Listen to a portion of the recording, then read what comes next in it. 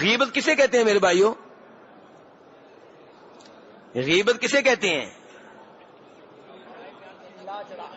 کسی کی عدم موجودگی میں اس کی کسی ایسی برائی کا ذکر کرنا جو اس میں موجود ہے.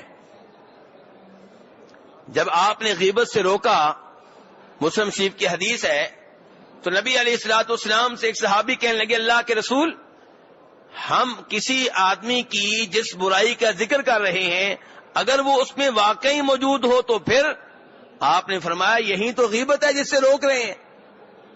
اگر اس میں وہ برائی موجود نہیں ہے پھر وہ غیبت نہیں بلکہ کیا ہے؟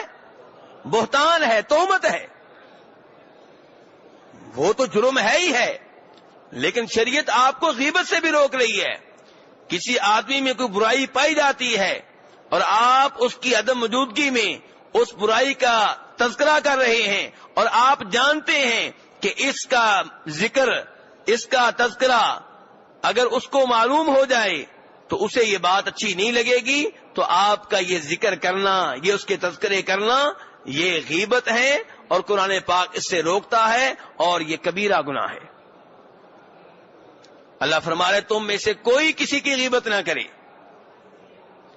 اَيُحِبُّ أَحَدُكُمْ أَن يَأْكُلَ لَحْمَ أَخِيهِ مَيْتًا فَكَرِهْتُمُوهُ.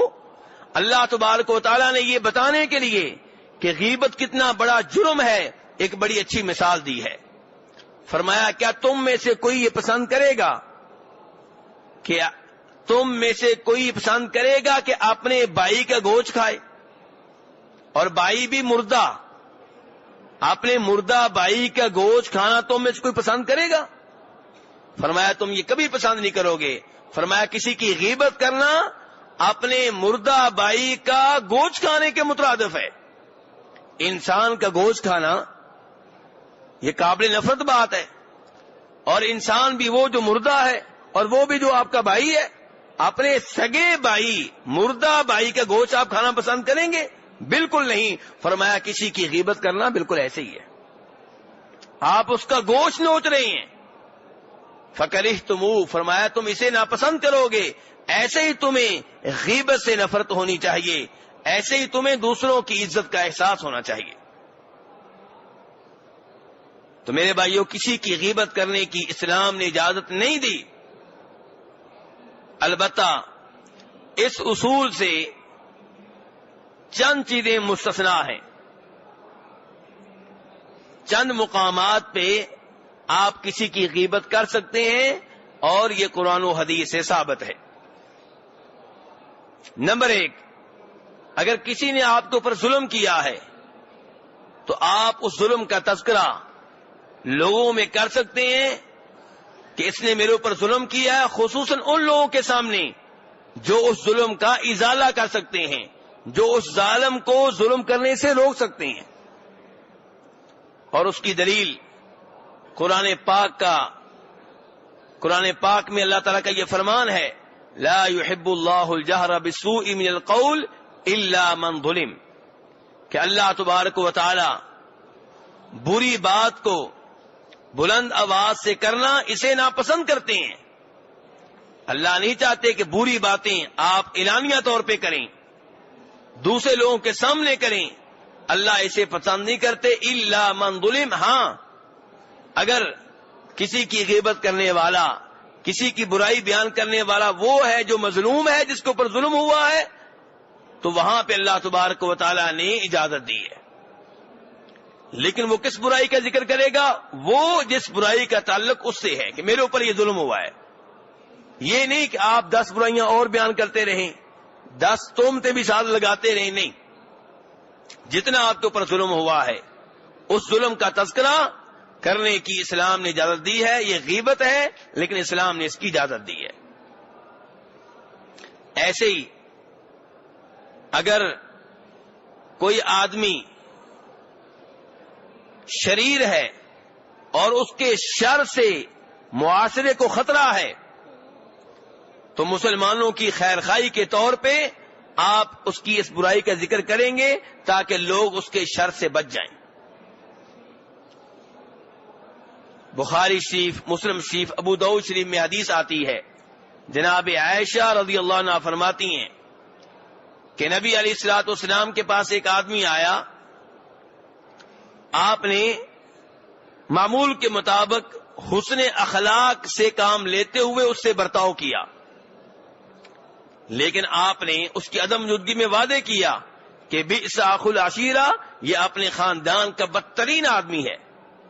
تو جناب عائشہ حیران ہوئی کہ اللہ کے رسول علیہ الصلوۃ والسلام، آپ نے تو اس کی بڑی عزت کی ہے۔ تو آپ نے اس موقع پہ فرمایا، بدترین ہے وہ آدمی جسے لوگ اس کے شر سے بچنے کے لیے، اس کی زبان کے شر سے بچنے کے لیے ترک کر دیں، چھوڑ دیں۔ یعنی کہ یہ ان میں سے ہے کہ جس سے لوگ اس لیے دور رہتے ہیں کہ شریر آدمی ہے، اور آپ نے وعدے بھی کر دیا کہ اپنے خاندان کا بدترین آدمی ہے، تاکہ لوگ اس سے اپنے آپ کو بچا کر رکھیں۔ ایسے ہی میرے بھائی، اگر آپ سے کوئی صاحب کسی کے بارے میں مشورہ کرتے ہیں کہ میں نے ان کے ساتھ بیٹی کا رشتہ کرنا ہے، یا میں نے ان کے ساتھ کوئی کاروبار کرنا ہے، یا میں ان کا پڑوسی بن رہا ہوں، تو آپ مجھے بتائیں کہ وہ کیسے ہیں۔ تو یہاں بھی آپ امانت داری سے کام لیتے ہوئے اس آدمی کی حقیقت حال اس کے سامنے رکھ دیں گے، تاکہ کہیں اس کو نقصان نہ ہو جائے۔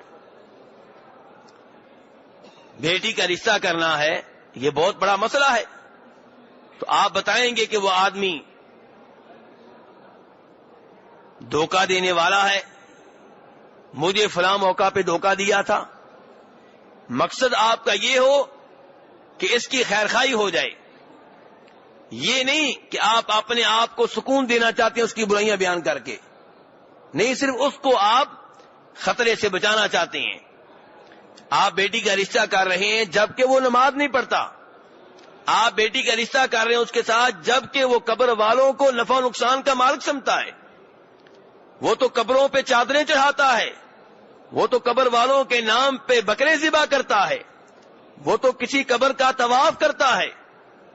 آپ اس کے غلط عقیدے کی نشاندہی کریں گے تاکہ وہ آدمی اس شرک کرنے والے سے بچ جائے، محفوظ ہو جائے۔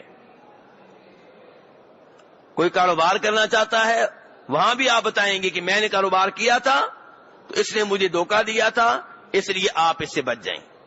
اور اس کی دلیل وہ حدیث ہے جس میں جناب فاطمہ بنت قیس رضی اللہ عنہ کہتی ہیں، ابو داؤد شریف میں بھی حدیث آتی ہے، دیگر کتب میں بھی آتی ہے، کہتی ہیں کہ مجھے طلاق ہو گئی، تو نبی علیہ الصلوۃ والسلام نے کہا کہ جب تمہاری عدت کے ایام ختم ہو جائیں تو مجھے بتانا۔ جناب فاطمہ کہتی ہیں، جب میری عدت کے ایام ختم ہو گئے، میں نے نبی علیہ الصلوۃ والسلام کو اطلاع دی اور ساتھ ہی یہ بتایا کہ مجھے 2 جگہ سے نکاح کا پیغام آ چکا ہے، ایک ابو جہم کی طرف سے رضی اللہ تعالیٰ عنہ، اور دوسرے نمبر پہ معاویہ کی طرف سے رضی اللہ تعالیٰ عنہ۔ تو نبی علیہ الصلوۃ والسلام نے یہاں پہ چونکہ شادی کا مسئلہ ہے، نکاح کا مسئلہ ہے، حقیقت حال وعدے کر دی۔ آپ نے فرمایا ابو جہم بہت پٹائی کرنے والا آدمی ہے، یعنی کہ اس سے تمہارا رشتہ مناسب نہیں ہے، اور معاویہ جو ہے فقیر آدمی ہے، یعنی کہ تمہارا خرچہ پورا نہیں کر سکے گا۔ اسلام میں عورت کا خرچہ کس کے ذمہ ہے؟ خاوند کے ذمہ ہے۔ تو اس لیے آپ نے فرمایا کہ معاویہ جو ہے فقیر آدمی، اس کے پاس مال نہیں ہے، تم یوں کرو کہ اسامہ بن زید سے شادی کر لو۔ فاطمہ بنت قیس کہتی ہیں کہ میں اسامہ بن زید سے شادی نہیں کرنا چاہتی تھی، لیکن جب نبی علیہ الصلوۃ والسلام نے آرڈر دیا تو میں نے اس سے شادی کر لی، اور پھر ہماری شادی اتنی کامیاب ہوئی کہ لوگ میرے اوپر رشک کیا کرتے تھے۔ تو کہنے کا مطلب یہ ہے کہ یہاں پہ نبی علیہ الصلوۃ والسلام نے جو عیب معاویہ اور ابو جہم میں پائے جاتے تھے جناب فاطمہ کو بتا دیے، کیونکہ یہاں پہ شادی کا معاملہ ہے۔ ایسے ہی میرے بھائیو آپ دیکھتے ہوں گے کہ کئی دفعہ سوالوں کا جواب دیتے ہوئے میں بھی اور دیگر علماء کرام بھی یہ وعدے کرتے ہیں کہ یہ حدیث جو ہے ضعیف ہے، یہ حدیث من گڑت ہے۔ کیوں؟ ہم بتاتے ہیں کہ اس میں ایک آدمی ہے، اس میں یہ عیب تھا، وہ جھوٹ بولنے والا تھا، یا اس کا حافظہ بہت کمزور تھا، یا اس میں یہ عیب اور یہ کمزوری تھی. اب یہ بظاہر اس کی غیبت ہو رہی ہے، لیکن یہاں بھی مسلمانوں کی خیر خواہی ہے تاکہ وہ اپنا دین جو ہے وہ لیں جو سچا دین ہے، جو کھرا دین ہے، اور ایسے لوگوں کی روایات سے بچ جائیں جو جھوٹ بولنے والے تھے، جو روایتیں گڑا کرتے تھے، جو روایتیں بنایا کرتے تھے. تو یہاں پہ یہ عیب بیان کر دینا بہت ضروری ہے کیونکہ اس کا تعلق دین سے ہے. ایسے ہی عدالت میں مقدمہ چلتا ہے، وہاں آپ کا مخالف فریق اپنے حق میں 2-3 گواہ پیش کرتا ہے، اور وہ گواہ خود فاسق و فاجر قسم کے آدمی ہیں، تو وہاں پہ آپ ان کی حقیقت حال واضح کریں گے تاکہ قاضی کو پتہ چل جائے کہ ان کی گواہی نہیں مانی جائے گی، یہ اس قابل نہیں ہے کہ ان کی گواہی کو قبول کیا جائے. تو اس جیسے مواقع پہ غیبت کرنا جائز ہے، ورنہ عام طور پہ غیبت کرنا منع ہے، حرام ہے اور بہت بڑا گناہ ہے. اسی سے ملتا جلتا گناہ ہے چغلی کرنا، اس کی بات اس کو بتانا، اس کی بات اس کو بتانا، وہ بات جس سے ان میں فتنہ پڑ جائے، فساد پڑ جائے، کہ وہ آپ کے خلاف یہ باتیں کر رہا تھا، انہیں بتانا، اور انہوں نے اگر کوئی بات کی ہے تو انہیں بتانا. اب یہاں پہ آپ نے سچ بولا ہے، لیکن سچ وہ بول رہا ہے جس سے لڑائیاں بڑھنے کا خطرہ ہے، اختلافات بڑھنے کا خطرہ ہے، فتنہ و فساد کا اندیشہ ہے. اس لیے اسلام اس کی اجازت نہیں دیتا، بلکہ فرماتے ہیں نبی علیہ الصلوۃ والسلام کہ چغلی کرنے والا جنت میں داخل نہیں ہوگا. تو اس لیے میرے بھائیوں، یہ گناہ جو آج کی آیت میں بیان ہوئے ہیں، یہ کتنے ہیں؟ جی کتنے ہیں؟ مجھے پتا چلے کہ آپ کی نیند پوری ہوئی کہ نہیں ہوئی. جی کتنے ہیں؟ 3 ہیں. کون کون سے؟ نمبر 1 بدگمانی. فرمایا بدگمانی سے بچو، دوسرے مسلمان بھائی کے بارے میں اچھا گمان رکھو. دوسرے نمبر پہ جاسوسی نہیں کرنی، دروازے سے کھڑکی سے جھانکنا کہ اس گھر میں کیا ہو رہا ہے، لوگوں کے میسج جو آ گئے ہیں وہ سننے کی کوشش کرنا. کسی کا غلطی سے میسج آپ کے پاس آ گیا واٹس ایپ پہ، فیس بک پہ، کسی وجہ سے، وہ سننے کی کوشش کرنا کہ اس کی حقیقت حال کا پتہ چلے، یہ کیسا آدمی ہے، اور آپ کو اس سے کوئی کام بھی نہیں ہے، کوئی رشتے کا بھی مسئلہ نہیں ہے، کوئی ایسی بات نہیں ہے. لیکن کسی کی شادی ہوئی ہے میاں بیوی کی، ان کے بارے میں معلومات لینا دائیں بائیں سے کہ ان کے تعلقات کیسے جا رہی ہیں، ان کی پہلی رات کیسے گزری ہے، اور عجیب و غریب حرکتیں سننے میں آتی ہیں. لوگ کیمرے رکھ دیتے ہیں تاکہ سب کچھ ریکارڈ ہو جائے. تو یہ سارے بڑی خطرناک گناہ ہیں. ٹھیک ہے آپ نے اس کی پوشیدہ باتیں جان لی ہیں، لیکن آپ یہ کیسے بھول گئے ہیں کہ اوپر اللہ آپ کو دیکھ رہا ہے. اسی لیے اللہ تعالیٰ نے یہ تینوں گناہ ذکر کرنے کے بعد فرمایا واتقوا اللہ، اللہ سے ڈر جاؤ، اللہ سے ڈر جاؤ. کسی کی غیبت کرنے والے اللہ سے ڈر جا، کسی کی جاسوسی کرنے والے اللہ سے ڈر جا، کسی کے بارے میں برا گمان رکھنے والے اللہ سے ڈر جا. واتقوا اللہ، اللہ سے ڈر جاؤ، یعنی کہ یہ کام نہ کرو، یہ گناہ نہ کرو. ان اللہ تواب الرحیم.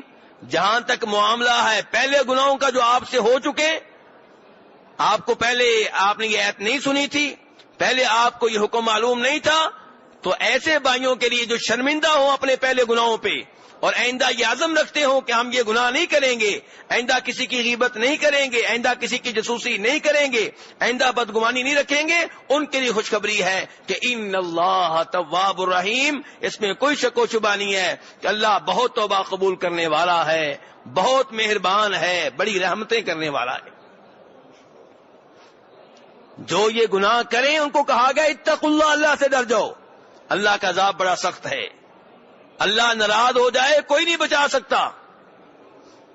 اور جو توبہ کرنے پہ آئیں، جو اپنے گناہوں پہ شرمندہ ہوں، جو نئی زندگی اچھے طریقے سے گزارنا چاہتے ہوں، ان کے لیے خوشخبری بھی آ گئی کہ ان اللہ تواب الرحیم. توبہ کر لو اللہ توبہ قبول کرنے والا ہے، اللہ سے رجوع کر لو، اللہ بڑا مہربان ہے۔ اللہ تبارک تعالیٰ سے دعا ہے کہ ہمیں صحیح معنوں میں قرآن پاک سمجھنے کی اور اس کے اوپر عمل کرنے کی توفیق عنایت فرمائے۔ وآخر دعوانا ان الحمد للہ رب العالمین۔